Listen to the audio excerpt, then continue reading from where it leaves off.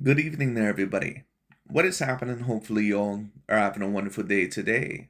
So, when it comes down to it, I thought, of course, that I would review this little video and talk about this subject that I found to be very particularly interesting.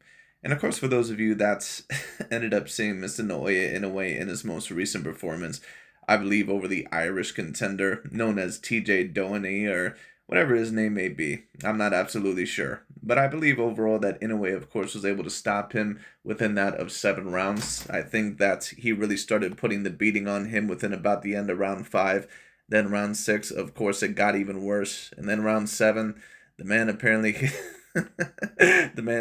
hit the Irishman so damn hard. Overall, as Timothy Bradley stated, overall he hit him so hard in the body that he dislocated his back.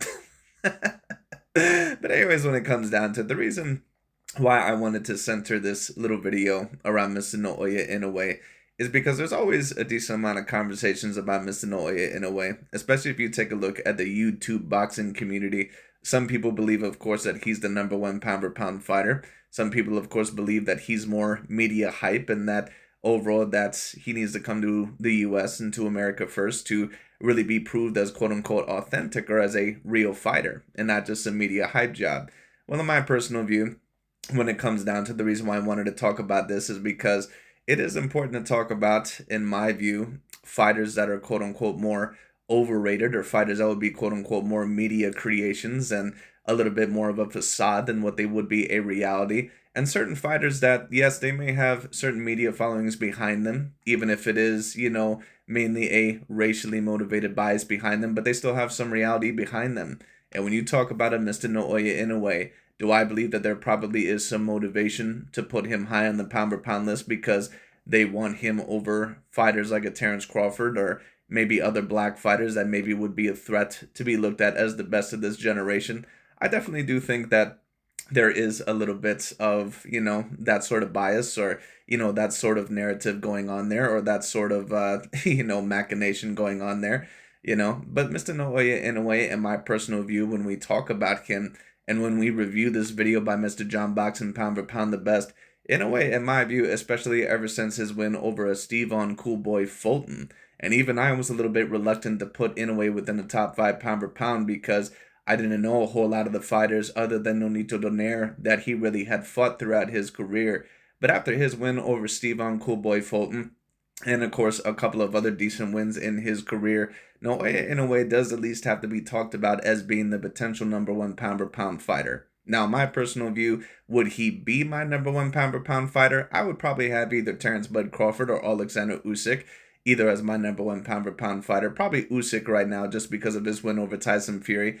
But that being stated, the reason why I wanted to talk about this is because there are certain channels, of course, that try to make it out like there are certain fighters that are just complete media hype jobs. And of course, certain, channels, especially that of the LDBC and new media, sometimes they try to make it seem like Inoue is being debated as the fighter of the year or the #1 pound for pound fighter or one of the top fighters on the planet, mainly overall because of a racial bias. And even though there may be a little bit of that there, for those of us, of course, I want to put context and a little bit more intellect behind the situation. We have to take a look once again and see that, yes, maybe in a way that once again, a part of his rankings or a part of the reason why he's talked about, even though there may be a little bit of racial motivation behind it, logically, does Inoue deserve to be in the conversation as the #1 pound for pound fighter? Or is he a quote unquote legend or a all-time great fighter or a great fighter? And he's definitely a great fighter. I'm not quite sure if I'm going to put him in the all-time great conversation as of yet. But of course, for those of you that would want to or think that he is deserving of that spot, you certainly could have a great debate there. The man is a 4-weight division champion. He's been undisputed in 2 separate weight classes, and he has gotten a couple of decent wins in his career. And when you talk about the most dominant boxer, at least of the past several years, it has been Mr. Naoya Inoue. Now, if you want to talk about over a certain level of competition, that's a different story. But Inoue overall has got some decent wins in his career, especially ever since that he was able to beat that of a Steve-on Coolboy Fulton, and pretty much no one, at least around his weight, is pretty much close to him. So it is what it is. But anyways, I just thought that we would talk about this once again because overall I'm also working on a project. A part of the reason why I haven't posted as much is because I'm also trying to work on more videos. And one of the videos that I'm going to try to post as well is going to be that of certain fighters that I find to be a little bit more hype than what they are reality. Inoue, in my personal view, would not make that list. But anyways, let's get into the video. Let's see what Mr. Johnboxing has to say. Because, of course, as you can see here, he's basically insinuating that Inoue is a little bit more media hype and creation than what he is reality. But anyways, let's get into it. Let's see what the man has to say. A lot of these fighters that most of you guys hype won't even be remembered 5 years into the retirement. You see, a lot of you guys, you argue life and death, trying to convince the public that your favorite fighter is the best fighter, when you can't even have a 30-second conversation about their opponents that they faced. Here's the disheartening part about this whole situation. Well, let me address that very quickly, because this is something overall that a lot of people really love to do, once again, not only within the boxing scene, but really within sports in general. What people will do in a quote-unquote sports debate is that they love to tear down the quote-unquote opponent's competition, and then overall when it comes to their particular athlete that they're trying to debate for, basically their competition was the best of the best, and there's no debate about it whatsoever. You basically have to acquiesce to their assertions.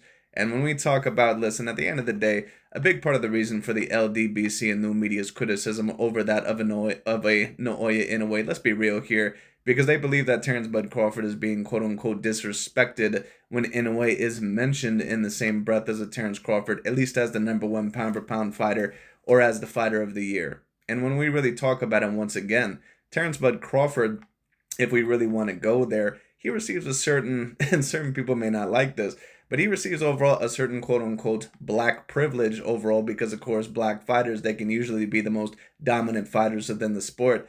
Terrence Bud Crawford does receive a little bit of racial privilege himself because black fighters are usually looked at as so dominant, or even certain black athletes, they can be looked at overall sometimes as better than what they actually may be, or their resumes being a little bit better than what they may actually be, just because they are used to overall being usually the most dominant athletes or the most dominant athletes of that particular sport. Now, does that mean that in my view that Terrence Bud Crawford is not a great fighter and that he does not have somewhat of a great resume, especially after he was able to beat Errol Spence Jr.? No, absolutely not. Terrence Bud Crawford, in my view, has developed a greater resume now at this point in time in his career. But if we're going to talk about Mr. Terrence Bud Crawford once again in a serious light, it isn't like, once again, the man has this super stacked resume. And Johnboxing pound for pound the best, and many people, once again, they keep trying to debate this point about how Terrence Bud Crawford has a better resume over Naoya Inoue by a quote-unquote landslide. And no, it's not a landslide whatsoever. Now, would I state that Crawford probably has the better resume compared to Inoue? I would say that he does, because I would say that he has more confirmed A-grade level fighters. But once again, when we talk about the A-grade level fighters on Crawford's resume, we're talking about Victor Postol, Yuriorkis Gamboa, Shawn Porter, Errol Spence Jr., and probably Israel Madrimov. Those are probably the 5 fighters that we're talking about. All right, so it just, it is what it is. And I know that certain people are going to mention, well, what about Jose Benavidez? What about, Jeff Horn, all those other guys? Those guys are not A-grade level fighters. So please, it is what it is. When you talk about the A-grade level fighters of the welterweight division, you were talking about a lot of the fighters that Kell Brook fought. He was the one that fought Kell Brook when he was still a championship caliber fighter at the welterweight class. Yes, coming off of a loss, but still when Kell Brook had the last bit of remaining championship level quality. He fought Danny Garcia. He fought Shawn Porter when he was a champion. He fought Yordenis Ugas, and he also fought Mikey Garcia, of course, coming up a couple of weight classes. That's who Errol Spence Jr. was able to fight. Now, Crawford, of course, he eventually got some better names on his resume as well. But really, once again, when we're talking about the A-grade level names, especially at the welterweight class, we're only talking about Shawn Porter and Errol Spence Jr. Yes, the man also fought Amir Khan and Kell Brook, but he fought those guys when they were complete mincemeat. It is what it is. Anyways, let's continue. Here, the best fighters in the sport of boxing is Terrence Crawford and Alexander Usyk. 1 or 2, however you want to slice and dice it. I would agree with that, sir. But Inoue and Canelo Alvarez, in my view, would be right behind them. And if one person were to debate Naoya Inoue as the #1 pound-for-pound fighter, I can't necessarily go too far above that, because Inoue, once again, recently just did get clearly the biggest win in his career last year against that of a Steve Von Coolboy Fulton. And if it weren't for that, I can maybe understand how Inoue would not be the number one pound for pound fighter. But once again, remember, Stefan Coolboy Fulton, according to a lot of these guys, like Dante and Aki TV and these guys, apparently he was going to beat the shit out of Naoya Inoue. And Inoue not only was able to beat that of a Stefan Fulton, I mean, the man literally embarrassed him. I don't think that there was a single round that Stefan Fulton was able to win within that fight. Inoue not only beat him, he completely outboxed him. Completely outboxed him. Wasn't even close. So once again, Inoue does have to be talked about there. Now, that being stated, I would have Crawford or Usyk above Inoue just by a little bit. And then right behind them, of course, I would have Inoue, and I would have that of a Canelo Alvarez. I think that both of those fighters are worth a little bit of consideration as well. But Inoue, in my view, doesn't have quite the resume to be the definitive number one pound for pound fighter as of yet, because I do think that Usyk's win over Tyson Fury was humongous. And I also think that Crawford's win over Errol Spence Jr. was also humongous. So I'd put both of those guys over Inoue. And then, of course, Canelo, he's had a bunch of great fights and everything like that. But, in recent years, at least the past 2 years, it has been a little bit more, fights to where, some of them still might be A grade, like the Jaime Munguia and the Jamel Charlo fights. I still consider it as A minus. But we pretty much knew that Canelo Alvarez, in terms of boxing ability, for those of us that know boxing, we knew that Canelo Alvarez was going to be able to handle those guys. It just is what it is. And then, of course, Edgar Berlanga, I mean, give me a break. The man clearly is nowhere near on the same level as Canelo in terms of boxing craft and ability. It just is what it is. All right? It's whatever. But anyways, when it comes down to it, I do agree with that Crawford and Usyk, they would right now be the top two fighters in the world. They're not the stars of the sport, but they're the best fighters in the sport. Think about that for a second. Everybody likes to talk about how global boxing is and how global is and global that. Like fighters from different countries were isolated from the sport.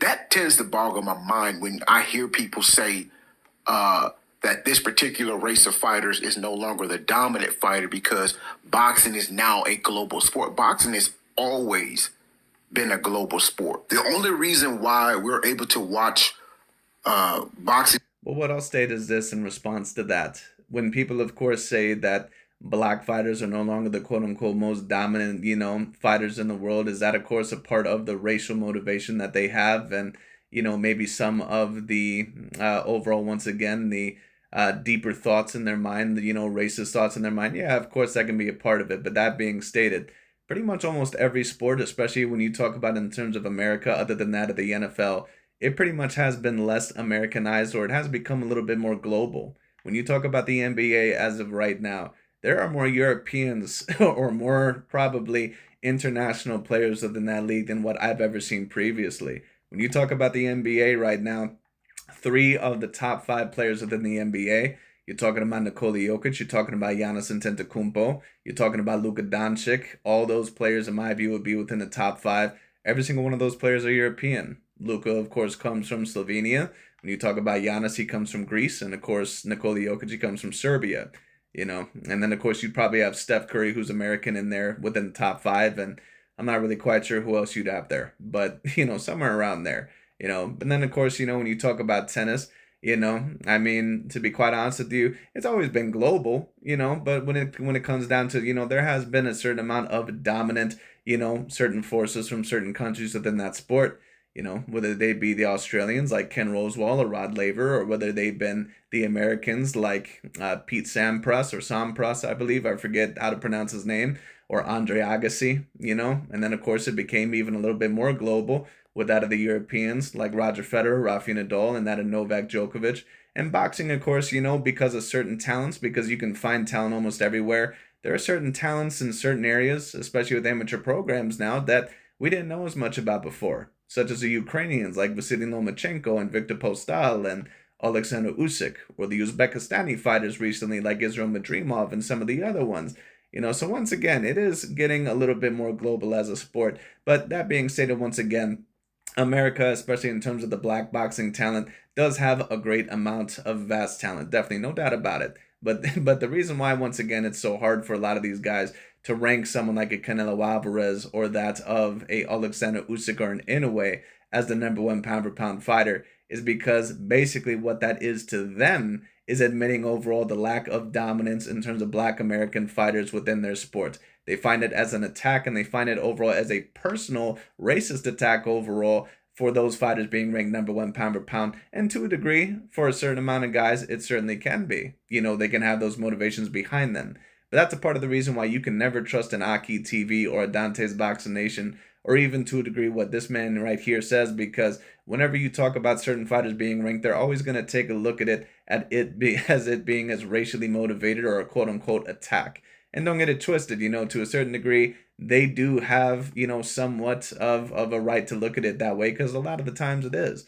But when we take a look at certain fighters like a Usyk or a Canelo or an Inoue, and even though for those of us that know that, yes, there's a certain amount of racial motivations there, the thing is that do those guys truly belong there? Because once again, race is a part of every single sport. When you talk about Patrick Mahomes, for example, he's not just talked about as much as what he is because he's an all-time great quarterback and debatably the most talented quarterback that I've ever seen, at least when you talk about the throws that he can make. He's also talked about a whole lot because he's pretty much the first super great, probably top 5 quarterback that is also a quote-unquote Black quarterback. He's also talked about overall because of that. But then it's up to us analyzers who plan to be objective and logical and use intellect and context overall in the situation. Then it's up to guys like us overall once again to say, okay, does this guy actually deserve to be here? Is it all completely a media facade? Or with the media creation overall that they're trying to promote, does this guy also have some reality? And at the end of the day, he does. And when you talk about Inoue, yes, he does have a certain amount of media creation behind him, but he also is very much a reality fighter. And when I say reality fighter, I'm talking about a fighter that has a lot of substance and a lot of accomplishments and has built his resume as better than what it was in the past. Maybe not the best resume in all of boxing, but better than what it once was, and certainly someone that deserves the qualifications of being a top 3 pound for pound fighter. On a global stage, it's because of social media. Fighters from Japan, fighters from China, fighters from Eastern Europe. Boxing isn't a sport that's new to those countries. Those countries did not just take on the sport. Well, no, those countries did not just take on the sport, but one could debate that those countries, once again, that they have a wider talent pool than what they did overall about 20 or 30 years ago. Because when you talk about the top 10 pound per pound that would have been, 20 years ago, how many Russian fighters or Ukrainian fighters or those type of fighters would we have really seen overall within those times? Probably not that many. It just is what it is. Now, when you talk about probably the past 15 years, there's been a certain overall wide gap now, within the talent pool. Or when I say wide gap, I mean that there's been a certain amount of great guys that have come out of those countries, whether it be Vasily Lomachenko or Gennady Golovkin or Beterbiev, Dmitry Bivol, Sergey the Crusher Kovalev, certain guys like that. The talent pool definitely overall has widened in those areas within the past 10 plus years. They've always been involved with this sport. The only reason why countries like America, the UK, and other countries from different parts of the world are able to view fighters from around the world is because of social media. Boxing is now global in terms of viewership, not the fighters. Well, I think that it's a little bit of both. I understand overall what the man is trying to state, and I don't completely disagree with him because boxing, to a degree, of course, has always been a global sport. You've had all-time great fighters that even would have not been from here. Of course, Roberto Duran, who was from Panama. Of course, you would have had Carlos Monzon, who was from Argentina. You would have had, certain other fighters, that would have not been from here or from one of those mainly, talked about, areas. Julian Jackson, of course, I believe, from one of the Caribbean islands or maybe the Virgin Islands. I can't remember, so that there always definitely has been a global element to boxing, of course. But also for people to state that boxing is more global today than what it has been, I don't think that that's completely out of the realm of possibility. Because once again, I think that now with more technology that we have an ability overall to find more talent overall, pretty much with whatever you want to find it in, whether it be boxing, whether it be music, whether it be, art, whether it be something else. You pretty much can find talent overall basically almost anywhere on the planet Earth now. Boxing is now global in terms of view. Even in the UFC, when you take a look at them, take a look at how many different countries of, of champions you now have. Before, there used to be no African overall champions. Now I believe that they've had three. They've had Francis Ngannou, of course, from Cameroon. They've had that of Kamaru Usman, who was from that of Nigeria. You know, they had that of Israel Adesanya. Now, of course, he was born in New Zealand, I believe, but he's somewhat Nigerian, or maybe he was born in Nigeria. Can't remember. Anyways, but you know, they had those guys. You know, Dricus du Plessis, of course, the South African fighter who's the most recent middleweight champion. When you talk about other fighters, you have Bilal Muhammad, who, of course, you know, he may be from America, I'm not sure, but of UAE, you know, or Arab, you know, ethnicity or Middle Eastern ethnicity. So a lot of sports, in all honesty, they become a little bit more global because, you know, there's just more exposure. Shit, not the fighters. And so you will have people that are so thirsty. But once again, a big part of the reason why some of these guys it's very hard for them to admit that is because they take that as an attack once again on their demographic and a lot of the black fighters that are in America. And that's why you take a look at, once again, a lot of these pound for pound lists like that of a champ side and some of these guys. And that's why basically their pound for pound lists are how many black American fighters can we put on this pound for pound list? And that's why if you question it, they basically state that, oh, you know, you're just going against overall some of the great black talent that we have here. Well, it's great, of course, to address a lot of the black talent, you know, and to give them confidence and, of course, you know, to give them exposure. Of course, that's a great thing. But at the end of the day, once again, if we're going to go by this criteria and if we're going to complain or be judgmental of certain fighters being on a pound for pound list when we believe that they did not deserve it, there's no problem with that for me. But then we need to come up with an objective and a logical criteria as to why to put certain fighters on a pound for pound list. Because people pretty much just make up their pound for pound list based off of no criteria whatsoever and based off of their racial and their emotional values. See, to place a certain fighter above a fighter that they get tired of seeing at the top. And so they would go life and death trying to argue to the public why this particular fighter from another country is better than that fighter. And that's one of the downfalls of the sport of boxing. You know, I say this all the time. A lot of these media created fighters, they're going to show you why they were media created, because they tend to be forgotten the moment that they're not fighting or when they hang up the gloves. I mean, who's having a conversation about Roman Gonzalez right now? Who's talking about, on what podcast is having a conversation about Roman Gonzalez right now?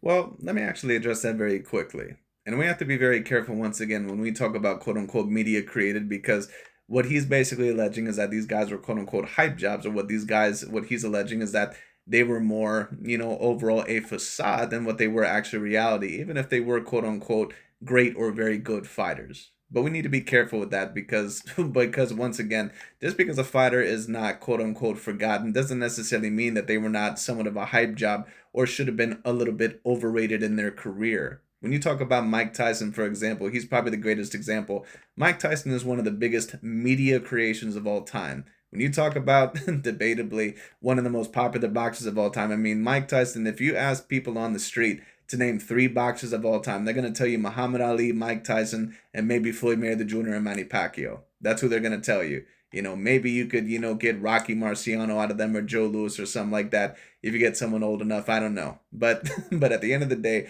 those are pretty much usually going to be the fighters overall that you're pretty much going to hear out of people's mouths. But when we take a look at Mike Tyson, you know, overall Mike Tyson, even though, of course, he is a relatively great fighter, when we talk about Mike Tyson, he would be someone that I would consider more of a quote unquote media creation overall than some of the other fighters that some people like to mention. Because Mike Tyson, even though as great as what he was, people actually have conversations about Mike Tyson being in the same realm as Muhammad Ali and debatably the greatest heavyweight of all time.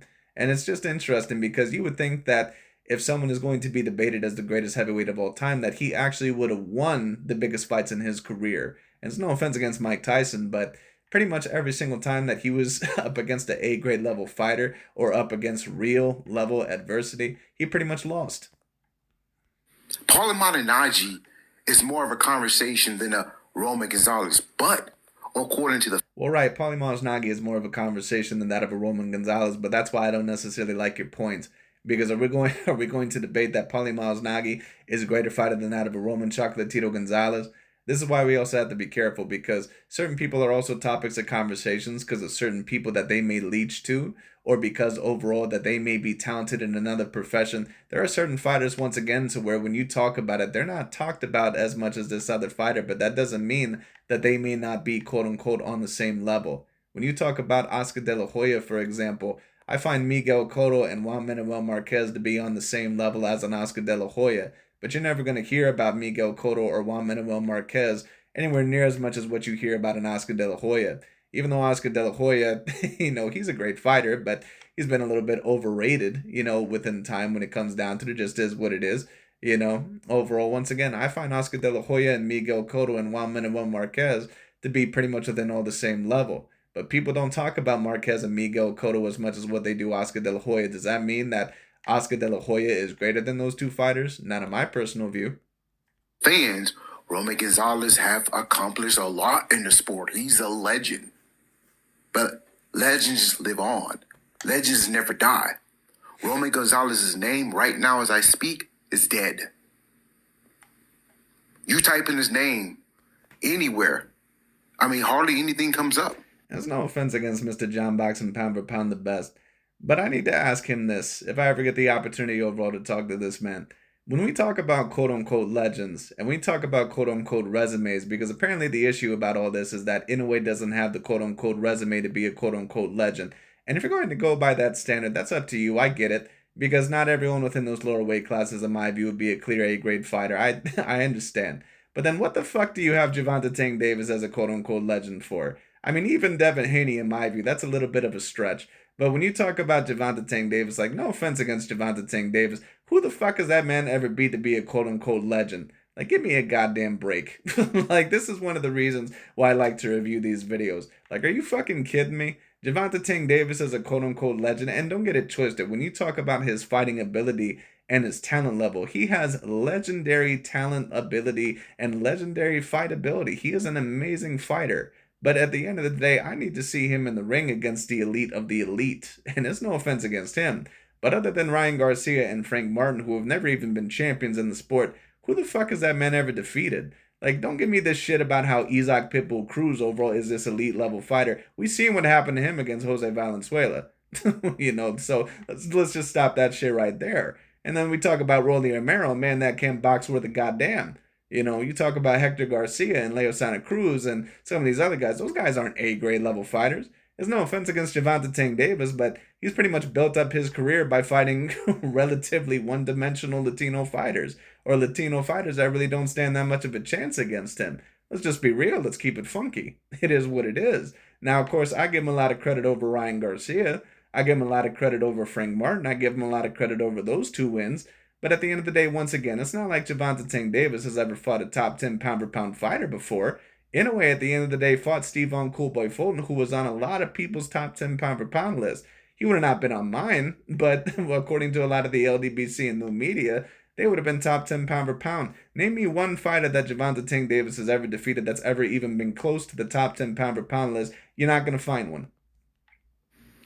That's because nobody's talking about Romy Gonzalez. He is a media-created fighter, just like Lomachenko, just like Naoya Inoue, Sergey Kovalev. These are media-created fighters, and when they retire. Well, the thing is about Vasily Lomachenko is that he's going to be hard to rank at the end of his career, because he also has to get a couple of big wins, either over Gervonta Tank Davis or Shakur Stevenson, in my personal view, if he's going to be remembered as an all-time great fighter. A part of the reason why Lomachenko also is not talked about quite as much is not only the losses that he took over Lopez and Devin Haney, but also because Lomachenko is a European Caucasian fighter that is not a guy that, he speaks English better now, but he's not a guy overall that was ever super great with English. That's also a big part of the reason why Vasily Lomachenko is not talked about quite as much. And even Alexander Usyk, after his wins over Tyson Fury, even Usyk is probably not going to be talked about as much as a Canelo Alvarez or a Crawford, because he is that of a Caucasian fighter overall from that of Europe. It just is what it is. Their name. And when you talk about a certain amount of these European fighters, or some of these fighters, once again, that are not from one of the main, dynasties of boxing, USA, Mexico, Puerto Rico, Britain, maybe Russia, if you're not from one of those guys. or if you're not from one of those places, you're not going to be talked about as much. Period. Would not live on. Shannon Sharp, I'm sure that most of you guys know who Shannon Sharp is. He is a Hall of Fame football player. He's known, from what he did as a Denver Bronco player.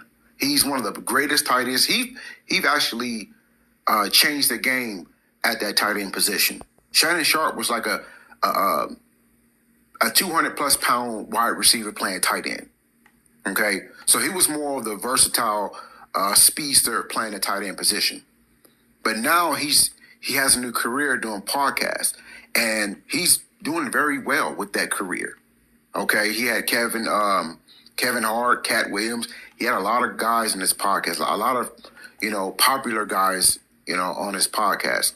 But people that go onto his podcast always bring up what he's done as an NFL player. They've always talked about what he's done.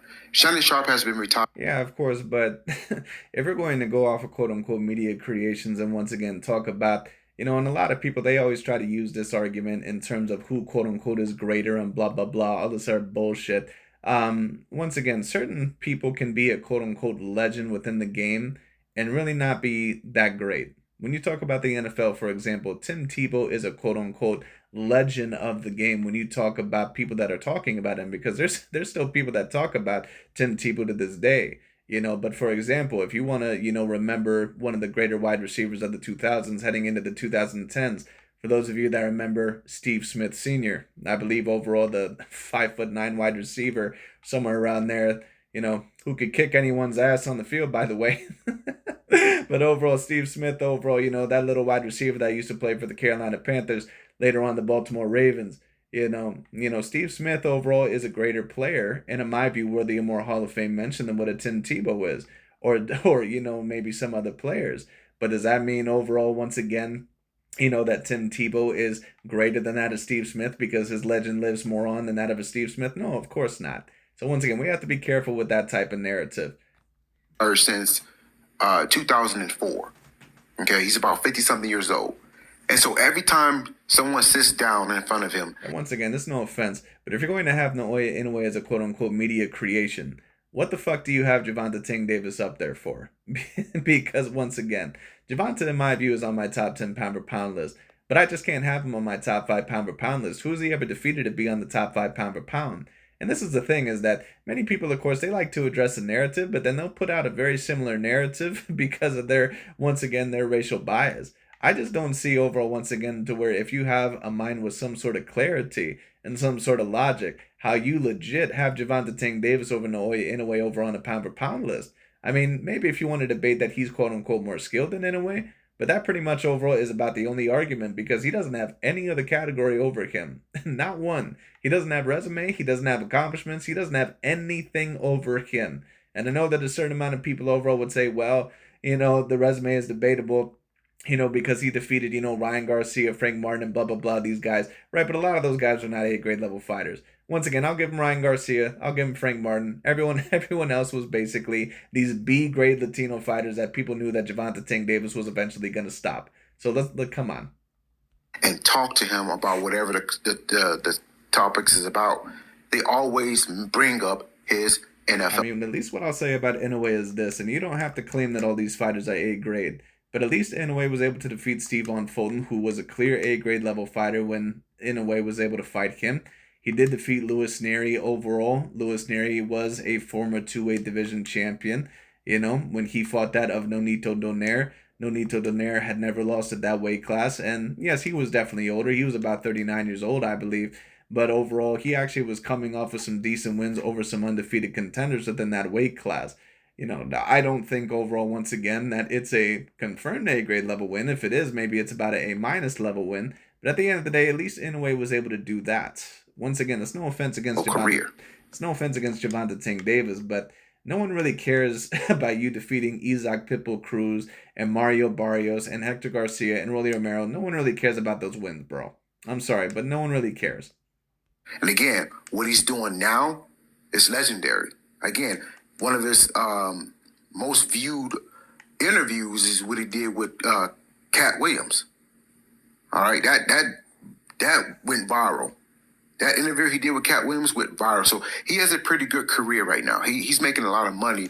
Right, that's great, bro. But once again, Paulie Malignaggi right now has his own podcast. He's being talked more about than what Migo Cotto is or Juan Manuel Marquez is.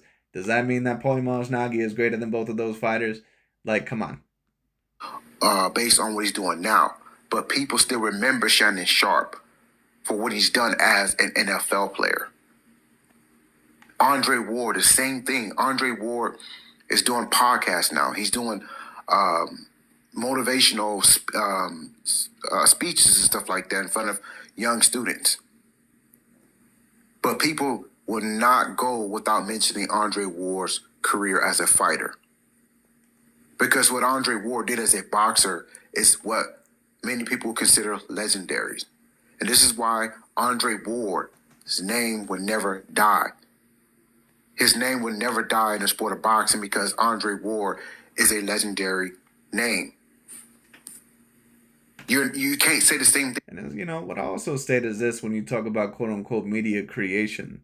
Because when we also take a look at Vasily Lomachenko or Gennady Golovkin, when we take a look at those two fighters, in my view, those two fighters and also Roman Gonzalez, all those fighters are going to be first ballot Hall of Famers. You know, they just are. You know, at least debatably. Gennady Golovkin overall, in my view, you know, when you talk about him, he is going to be a first ballot Hall of Famer. Now, you know, whether you want to rank him within the all-time great, you know, fighters, that's up to you. But for example, I would put him over certain fighters like a Mike Tyson. And I know that, you know, certain people overall, they would disagree with that. But at the end of the day, Gennady Golovkin was able to almost win every single belt within his weight class. He has the most amount of middleweight title defenses of all time. And in the biggest fight of his career against that of a Canelo Alvarez, he was able to go life and death with Canelo Alvarez within the second fight. And of course, overall, within the first fight, a lot of people really thought that he won. I personally thought that he won. So Gennady Golovkin, in my personal view, he should be remembered at least as a relatively great fighter. You know, Vasily Lomachenko, it's kind of hard to rank him because once he started moving up the weight classes, he had a little bit more of a troubling time. And he was never really going to have that much time anyway because of his style and because of his age and his size. So it's going to be hard to rank him, but we'll see where he goes. But Lomachenko was able to get some decent wins over Guillermo Rigondeaux and Nicholas Walters, Jorge Linares, Gary Russell Jr., all those guys would have been ranked probably as A-grade level fighters when Lomachenko was able to defeat them. So I at least do have to give Lomachenko a little bit of credit there. But what's interesting is that you don't see any fighters like Errol Spence Jr. or a Deontay Wilder down there, which is very particularly interesting. Because we really want to talk about a fighter that is quote-unquote the most media created. We got to talk about Deontay Wilder. There's no offense against Deontay Wilder, but I don't think I've ever seen a fighter that was fed as many fighters as what a particular fighter was. And then he pretty much ended up losing every single big fight in his career. You know, it just is what it is. There's no offense against him, but no one is really going to give a shit about your wins over Yohan Duapis and Chris Arreola and all these other guys. It's just interesting, once again, how you see these guys, you know, these non-black fighters down there on the media creative list, but you don't see Deontay Wilder or Errol Spence Jr. Are those guys down there? Because is Errol Spence Jr. really, you know, greater than Gennady Golovkin or Vasily Lomachenko? I'm not really quite so sure about that. Now, of course, he had wins over a multitude of A-grade level fighters, but Errol Spence Jr. also was only a champion within one weight class. If we're going to go there, you know, Errol Spence Jr. got his ass completely kicked against his fighter overall that he was allegedly supposed to beat. Gennady Golovkin, at least overall, was able to give it a very competitive go when he was in his best years against that of Canelo Alvarez. Both times should have won the first one in a lot of people's view, and my personal view as well. And then when you talk about Lomachenko, he was able to beat a multitude of A-grade level fighters within a multitude of weight classes. So does that mean that Errol Spence Jr. once again is a media-created fighter? This is why we have to be a little bit careful. Now, when you want to talk about the standards, if you want to talk about the quote-unquote standards like Gennady Golovkin, quote-unquote, you know, like being, you know, the greatest middleweight of all time, if you maybe want to address that, then, you know, maybe we can kind of go there, you know, or if we want to talk about, you know, Lomachenko being compared to Mayweather or Pacquiao, then we can kind of go there. But this is why we have to be a little bit careful because just because a fighter overall does take losses doesn't necessarily mean that they're just a complete hype job. Now, we can state that they were maybe a little bit overrated in their career, but there's a little bit of a difference between being slightly overrated or put in standards that really they shouldn't have been and being quote unquote just a complete media hype job. About these media created fighters. Sure, you know, the Lomachenkos of the world's getting all this attention, but when you go back and look at what he's done as a professional fighter, not an amateur, you're not going to see much there. There's really no name recognition on these media created fighters' resume. Right, but bro, we're really gonna go there about how Lomachenko doesn't have any name recognition. The man doesn't have any name recognition, but he ended up defeating Gary Russell Jr., Jorge Linares. Once again, Guillermo Rigondeaux, who was a top 10 pound per pound fighter at the time when he defeated him, Nicholas Walters, Jose Pedraza, overall, and some other guys that I'm not even mentioning. We're going to go there and state that Vasily Lomachenko, George Kambosos, we're going to go there and state that Vasily Lomachenko doesn't have any name recognition. Like, come on. But then the video that I hear you say about Deontay Wilder after he loses to Big Bang Zhang is that Deontay Wilder is still a champion in your eyes and that his legend will always live on with you. Like, come on. Omar Gonzalez, you guys cannot have a conversation about this man's resume. You can't because there's nobody there. The only thing that you can talk about is the amount of hardware that they collected. How exciting he was inside that ring. But we all know fighters are not made based on the excitement that they bring. They're made based on who they fought and beaten. Fighters. Well, that's actually how I have to disagree with you. Now, when you talk about recognition that is deserved, when you talk about recognition and, overall, once again, things that are deserved to be talked about, that's something different overall than a quote unquote legend of the sport.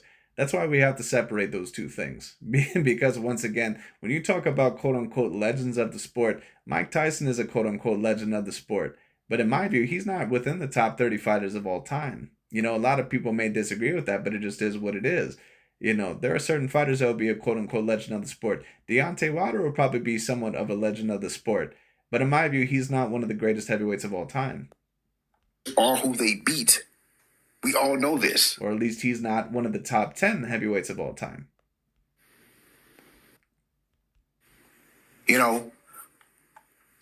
Devin Haney, say what you want about him. He's going to be one of those guys that will never be forgotten. Gervonta Davis. Well, we'll see about that. Will never be forgotten. But anyways, that pretty much overall was about it for that video. I just thought that was very particularly interesting. But once again, we can't rank things off of who is going to be quote-unquote forgotten and who is not going to be forgotten. At the end of the day, Gervonta Tank Davis is going to have a little bit more of the demographic help because once again, his demographic is usually a little bit more dominant within that of the sport of boxing. So people already kind of expect greatness from the get-go. Inoue is not going to overall have the following that a Gervonta Tank Davis is globally or probably even within his area. It just is what it is. But anyways, when it comes down to once again, that's why we have to rank things off of an official criteria and not this bullshit, not these straw man arguments about quote unquote legends of the game and who's going to be remembered, who's going to be forgotten. Because there are certain all-time great fighters overall that have been completely forgotten or somewhat forgotten overall that would be greater than some of the guys that are remembered. It is what it is. For example, when you want to talk about Victor Ortiz, a lot of people remember Victor Ortiz because he got a lot of exposure within that of the media and a lot of the public. But for example, would I say that he's greater than certain guys like, an Arasani Lara or something like that, or greater than guys like a Gennady Golovkin? No, personally, I wouldn't. But but once again, that's why you have to be careful with that. But I just thought that was very particularly interesting. But in terms of Mr. Naoya Inoue being a complete media creation, do I agree with that? No, of course I don't, because Naoya Inoue has some substance on his resume. Now, do you want to see, would I state that he has several A-grade level wins in his career? No, I wouldn't state that. I would state that he has, Steve Fulton, of course, for sure. I would say that he has Emmanuel Rodriguez, and I would also say that maybe Nonito Donaire, maybe also if you want to include Luis Neri for those weight classes, that's up to you. But for sure, at least Steve Fulton, and I'd also put Emmanuel Rodriguez there, at least during his peak years. I'd put those two fighters there. And Inoue pretty much made those fighters look destitute, within those fights. But that pretty much is about it. I just thought that was very particularly interesting. But anyways, thank you all so much for watching, and we'll see where this goes. That's pretty much about it for today. But once again, where do I believe Inoue ranks? Right now, he'd probably be number 3 or number 4 on my pound-per-pound list. Probably number 3. But I definitely don't think that Inoue is just a complete media creation. Now, is the media behind him in a certain way? And can you debate that, of course, a certain amount of people are trying to rank him as the number 1 pound per pound in order to once again tear down Crawford, or because they have a racial motivation? Sure, you can argue that. But Inoue has a lot of substance and a lot of realism behind him. So let's not let's not try to do this bullshit to where apparently he's just this media creation, because that's not the facts of the situation. But it is what it is. Anyways, that pretty much is about it for today. Thank you all so much for watching, and we'll see where this goes.